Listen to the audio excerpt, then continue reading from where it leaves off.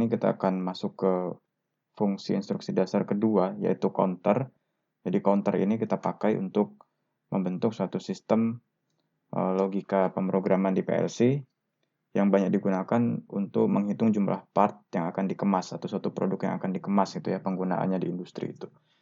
Jadi selain itu juga ini bisa digunakan untuk menghitung jumlah botol minuman pada saat pengisian, kemudian menghitung buah yang akan dikemas di dalam box. Jadi lebih jelasnya seperti apa sih realnya gitu.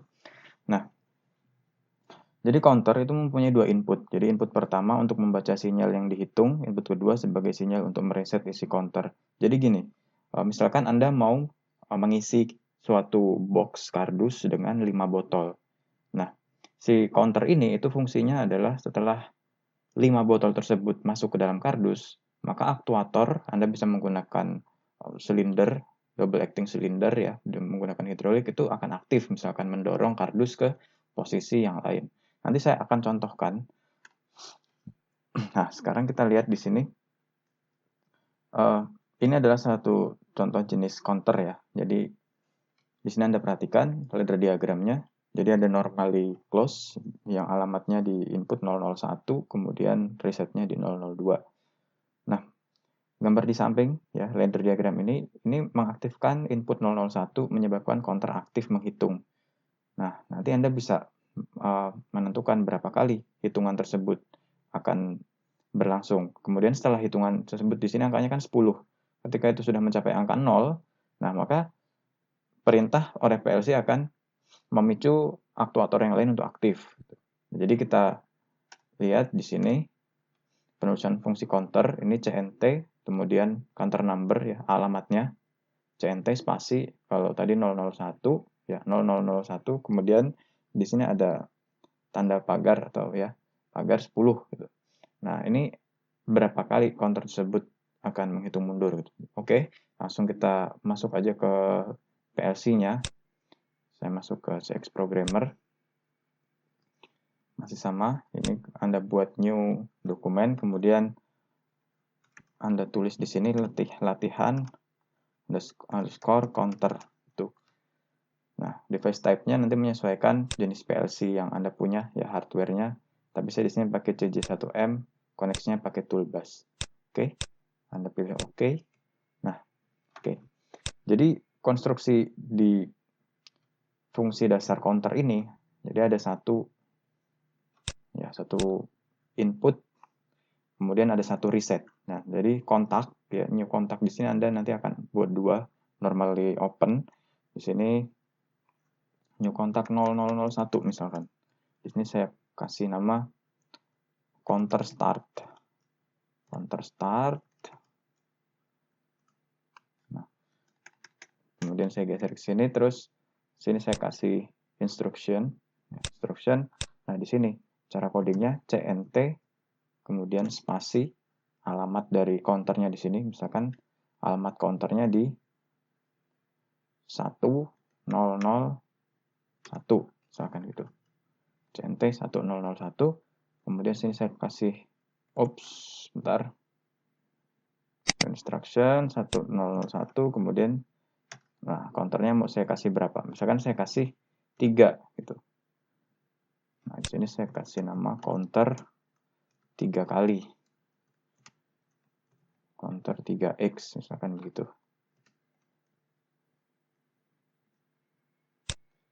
Nah, counter sudah kita buat, kemudian next selanjutnya atau next step itu kita buat tombol resetnya. Tombol reset misalkan saya kasih di 002, ini reset counter. Oke, ini saya koneksikan ke sana. Nah, counter ini sudah terprogram. Kemudian saya akan gunakan counter ini setelah 3 proses ya, 3 kali aktivasi atau 3 kali sensor ini counter start ini tertrigger, dia akan mengaktifkan katakanlah motor listrik atau lampu misalnya. Ya udah, ini kita ambil new contact ya, normally open. Kemudian ketik C spasi alamat dari counternya ini. Jadi di 1001. Nah, dia akan langsung terdetek counter di sini.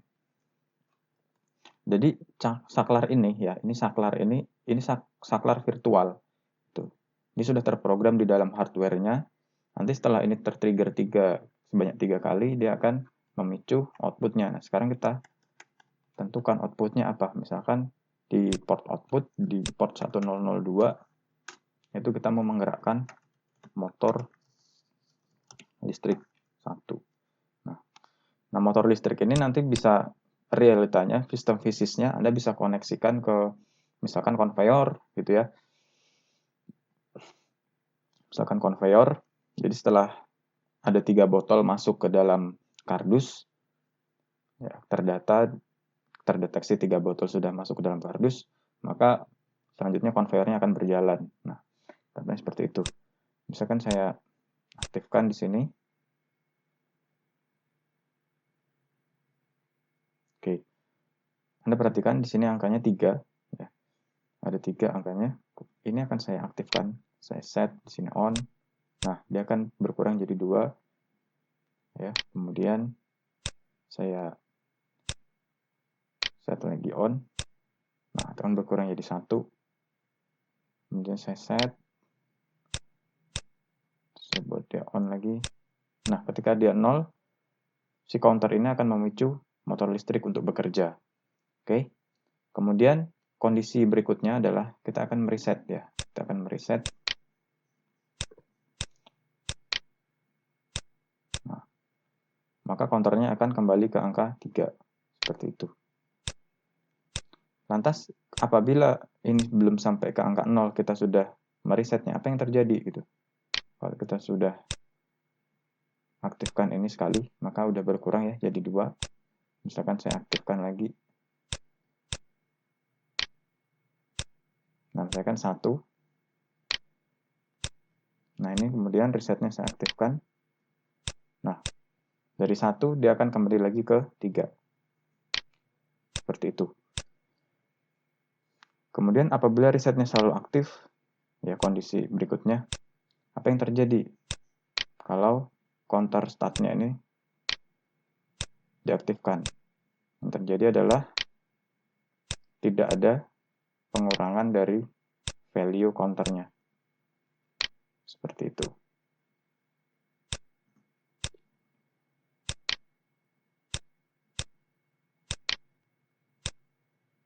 Oke. Jadi fungsi counter ini Anda bisa gunakan untuk mengontrol pengisian dari packaging, ya, fungsi untuk packaging. Penggunaan counter di dunia industri. Nah, untuk sisi inputnya ini Anda bisa nantinya sisi inputnya Anda bisa koneksikan ini ke sensor, bisa sensor proximity atau proximity switch. Dengan proximity switch nanti ada kaleng yang melewati proximity switch, maka proximity switch akan tertrigger, maka akan aktif, ini akan mengaktifkan counternya. Seperti itu. Kemudian setelah ada 3 kaleng, ya, konveyornya yang semula non-aktif, konveyor digerakkan oleh motor listrik. Kemudian setelah 3 kaleng, maka motor listriknya menjadi aktif, sehingga kardus yang memuat kaleng-kaleng tersebut akan terbawa oleh konveyor, karena terpicu oleh counter yang aktif tadi. Nah, jumlahnya ini Anda bisa lihat ya, di bagian help, instruction reference, si series misalkan. Di sini Anda pakai fungsi CNT di sini. Tuh. Jadi ini CNT. Nah, ini tuh jenis-jenis PLC-nya. Jadi semua PLC Omron itu bisa menggunakan counter gitu.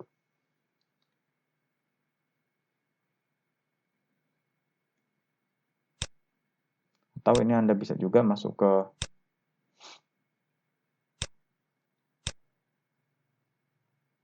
instruction reference seri PLC-nya, misalkan Anda pakai CP1E gitu. CNT. Nah, di sini ada keterangannya. Jadi set value-nya itu bisa sampai, perhatikan di sini, sampai 9999. Oke. Nah, tapi counter number-nya itu masih between 0000 dan 0255. Tuh, set value-nya Anda bisa sampai 9999. Artinya Anda bisa melakukan counter ya sebanyak 9999 unit gitu.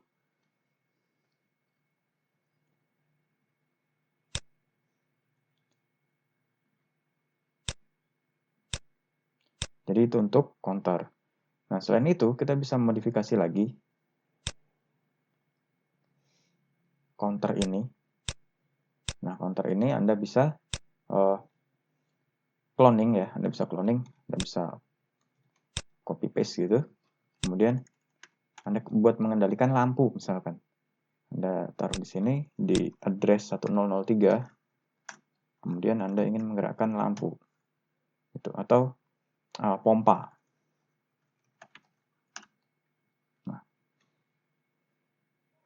jadi setelah counter ini aktif, kita simulasikan, maka dia akan mengaktifkan tidak hanya motor listrik, tapi dia juga bisa mengaktifkan pompa.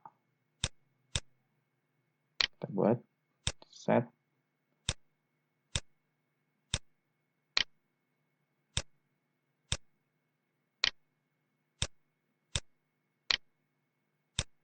Nah, jadi motor listrik dan pompa aktif seiring selesainya counter ini bekerja. Itu.